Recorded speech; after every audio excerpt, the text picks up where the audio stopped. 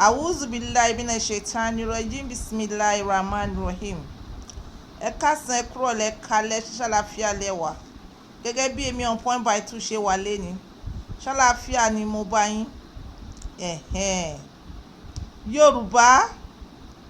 Yorùbá ronú, Yorùbá ẹ ronú, ẹ̀yin youth Yorùbá ẹ ronú.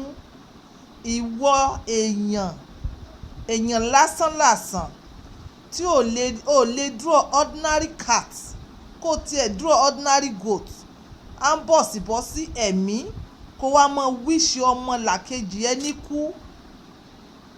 Nílẹ̀ ẹlẹ́yìn bíbá láìpẹ́ la rí bọ́ ìkan tó ní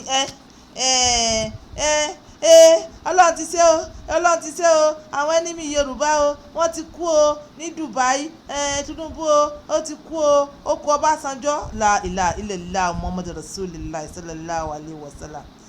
Ìwọ tí ò lè fún ẹnìkankan lẹ́mìí tó ń gbèrò ikú séèyàn, bó ṣe ń gbèrò ikú séèyàn yẹn tó bá ṣubú tí wọn náà kú ńkọ́. Ka Àlùkùránì yín ni bí ẹ bá sì jẹ́ kìrìsìtẹ́nì ka báíbù ni. Ibo lọ́lọ́run sì sọ fún yín pé ìwọ ẹlẹ́ran ara, ìwọ èèyàn lásán kó mọ wíṣọ ọmọ làkejì rẹ níkú. Ìwọ ò mọ̀ pé ẹ̀ṣẹ̀ ni, ẹ̀ṣẹ̀ nìyẹn. Ẹ dákun, àwọn bàbá tẹ́ ẹ sọ wípé wọ́n ṣèkà wọn ò lóòótọ́, wọ́n ń dàrú. Tẹ́ ẹ bá wò ó dáadáa, ṣé wọn ò ti gbélé ayé ṣe kan dáadáa fún ẹ̀yin mẹ̀kúnnù rí ni? Ọbásanjọ́ tẹ́ ẹ ń sọ̀rọ̀ rẹ̀ yìí, courtesy of Ọbásanjọ́ ní telephone ó fi easy fún wọn láti lò. Ẹ̀yin rántí ayé Abacha pé láyé ìgbà tí wọ́n lo tùráyà, ṣé ẹ̀yin tẹ́ fẹ́ lo fóònù ńgbà yẹn ṣé kò dàbí ẹni pé fẹ́ ra mọ́tò? Ẹ̀yin mọ iye tí àwọn kan ra Nokia gbàǹgbà yẹn nígbà yẹn 120 sim card yẹn. Ẹ̀yin youth tẹ́ bá ń wo tẹ́ kàn ń lanu gbàlàgbàlà kí ní sim card tó dàbí pure water ń sìn. Once upon a time it was 60,000 naira. It was 60,000 naira.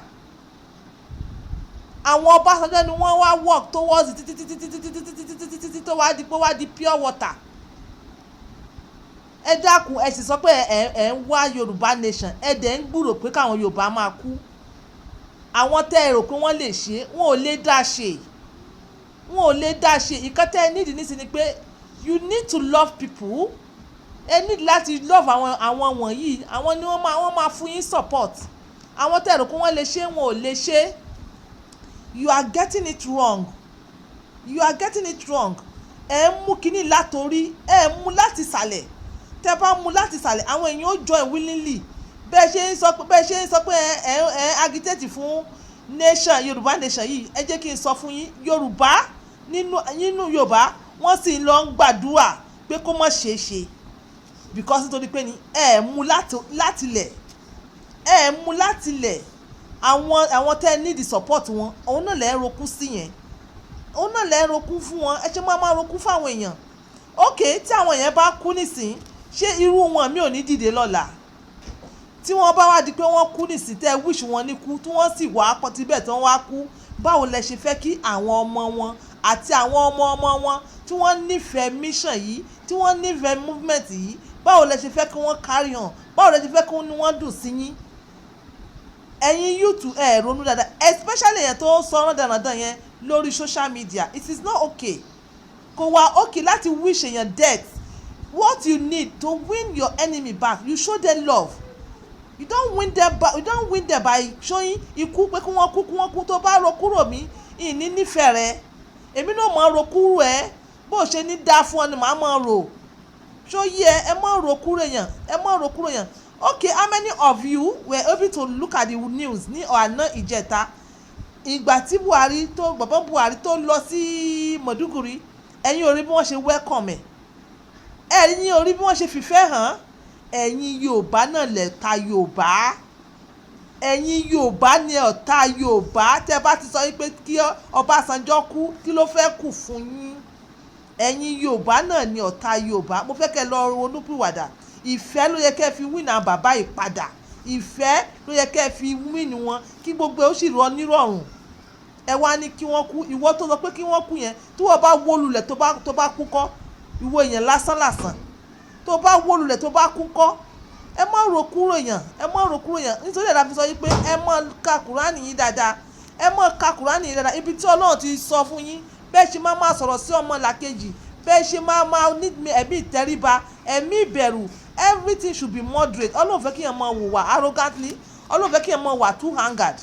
Ẹ lọ wo Quran 20 verse 44, just few of it. Ẹ lọ ka Quran 49 verse 11. Ẹ lọ wo Quran 7 verse 199. Ẹ lọ Quran 2 verse 13. Ẹ lọ Quran 4 verse 36. Ẹ lọ Quran 3 verse 159. Ẹ lọ Quran 3 yes verse 159. Just the few I can give you. Bí Ọlọ́run ṣe fẹ́ kẹ́ ẹ mọ hùwà, Ọlọ́run fẹ́ kẹ́ ẹ mọ hùwà ṣákàṣàkà. Nísìnyí Ọlọ́run fẹ́ kẹ́ ẹ mọ sọ̀rọ̀ yàmàyàmà, ẹ̀dẹ̀ ń sọ̀rọ̀ yàmàyàmà, ẹ̀dẹ̀ fẹ́ kọ́ Ọlọ́run ràn yín lọ́wọ́. Ọlọ́run sì ní nǹkan tẹ́ ń ṣe yìí, Ọlọ́run fẹ́ nǹkan tẹ́ ń ṣe yìí, ẹ̀dẹ̀ ń ṣe. How do you want God láti react with you? You understand nǹkan tí mo sọ? Ẹni onífẹ̀ẹ́ kínní, ó fẹ́ gbà lọ́wọ́ Ọlọ́run, ṣóyẹ, ó fẹ́ gbà kínní lọ́wọ́ Ọlọ́run, àmọ́ gbogbo ìlànà tọ́lọ́run ní kó fi tó ṣíṣe ló ń dàrú, ó wá sọ pé Ọlọ́run gbàdúrà ẹ̀. So you are not thinking èrò dáadáa. Ìfẹ́ lẹ máa fi win kínní, ìfẹ́ lẹ́fẹ̀ẹ́ fi win gbogbo wọn over àti sọ pé kínní yìí àwọn ọmọ yìí orí wọn pé wọ́n kàn bá yín sáyẹ̀nsì easily ni, àmọ́ ẹkú everybody mọ̀ kú. Ẹ mọ̀ sọ bẹ́ẹ̀ yẹn mọ́. Ẹ wá gbúrò pé kí elédè mi kú àfẹ̀dé ara yín, ẹ̀yin tẹ́lí káwọn èèyàn kú yẹn, ẹ̀yin gangan lọ ta Yorùbá, because the more you are saying it, the more ẹ̀ ń jẹ́ káwọn people yìí kínú wọn bàjẹ́ lórí movement yìí. Ìwọ ẹ̀yin gbogbo ẹni tẹ́ bá ń gbọ́rọ̀ mi, ẹ bá mi share rẹ̀, ẹ bá mi share ẹ̀yin tẹ́ ń gbọ́ kínní, gbogbo ẹ̀yin tẹ́ sọ yí pé kí àwọn kọ́ mọ kú, ẹ̀yin gangan ni ọ̀tá Yorùbá, because ẹ̀ ń dàrú ni. Ẹ fẹ́ kínú wọn bí àwọn people yẹn gidigan kọ́ mọ make it difficult, you understand? Káwọn náà mọ bẹ̀bẹ̀ lábẹ́lẹ̀ pé kí ní tẹ̀ wá kó mọ̀ ṣe kí náà àwọn náà mọ̀ bàjẹ́. Ẹ̀yin gangan tẹ́ni kéèyàn kú, ẹ̀yin gangan ni ọ̀tá Yorùbá, ẹ̀yin gangan lọ̀tá Yorùbá, ẹ̀yin gan my own words ló yẹ kí wọ́n sòkò pa. Ṣóyè yín bẹ́ẹ̀ aláfi sọ wípé Yorùbá fa ẹ ronú. Èmi ọmọ kékeré ẹnu mi mo fi ń bá ẹ̀yin àgbàlagbà la fi ń bá yín sọ̀rọ̀. Ẹ̀yin tẹ́ bá wà láyé nígbà yẹn, tẹ́ bá ti wà láyé, àwa mọ iye tá a ra SIM card. Yes, my first SIM card was 60,000 naira. Even the line, I'm no longer using it anymore. I'm no longer using it. And the Nokia, the simple Nokia, ẹ̀yin mọ̀ iye tó jẹ́? Ẹ̀yin mọ̀ iye tí Nokia yẹn jẹ́? Nokia open and close. Ẹ̀yin mọ̀ iye tó jẹ́? It's not easy. Nokia open and close yẹn, I'm telling you, ó lè bẹ̀rẹ̀ foundation.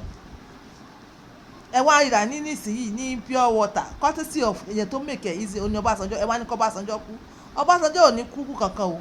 Ẹ̀mí rẹ̀ ogun. Yes, ẹ̀mí rẹ̀ ogun. Ẹ bá ti fẹ́ movement yìí ká jọ mọ̀ ṣe, ẹ mọ gbàdúrà pé àwọn èèyàn yẹn kẹ́mi wọ́n gùn. Àwọn èèyàn Buhari wọn ò gbàdúrà pé kẹ́kẹ́ Buhari kù. Àwọn tó dàrú jù wọn ò gbàdúrà rẹ̀. Ọkùnrin tó mọ ń pààyàn yẹn tí wọ́n sọ pé ó kú, a sì ná ara àwọn kan tí wọ́n sì ń sànù rẹ̀ lábẹ́lẹ̀. Ẹ̀yin wá ní kéèyàn kú, ẹ wá ní kí Yorùbá kú, ẹ̀yin Yorùbá ẹ tún wá ní kí Yorùbá kú, sórí yín ò pé ni. Please, tọ́rọ̀ yìí bá tabẹ́yàn kankan ẹjọ́ ẹ má bínú. Èèyàn kan sọ pé kò í ṣe movement, kò í ṣe ẹnu mi. Ìgbà tí mo rí pé èèyàn kankan ò sọ̀rọ̀ bí mo ṣe sọ̀rọ̀ yìí ló yẹ kémi náà wá fẹnu sí báyìí.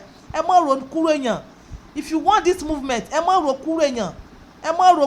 Ọlọ́run fẹ́ kẹ́ ẹ ro kúrò ọmọ làkejì yín. Ẹ má ro kúrò èèyàn, because Ọlọ́run la máa bẹ̀ fún kínní. Ọlọ́run tẹ̀ sì fẹ́ bẹ̀ yín náà ẹ sì ń ṣẹ́ pẹ̀lú ro kúrò èèyàn. Ẹ má ro kúrò èèyàn. One mind, inú funfun oníkẹ́ ẹ lò, inú funfun. Ẹ jẹ́ kínú yín funfun sí ọmọ làkejì ẹ. Ọlọ́run sì ti gbogbo nǹkan tínú ẹ bá dẹ̀ ti mọ́ sọmọ làkejì ẹ, tó funfun báyìí tó mọ́, tó ní kùsíkù fún ọmọ làkejì ẹ, tó ro kúrò, tó ro ìbàjẹ́ ro, tó sọ pé tó bá ti ń lọ kó ṣubú dànù.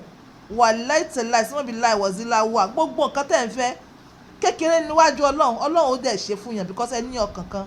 Meanwhile, before I end this video, ẹ̀yin lọ̀tá ara yín Yorùbá, ẹ̀yin lọ̀tá ara yín, ẹ̀ ń sọ pé kinní kan, ẹ lọ sọ́nkà. Sẹ̀mí Sonka wà lára ǹdí, ẹ kọ́kọ́ bá wa trash out Sẹ̀mí Sonka yẹn ná.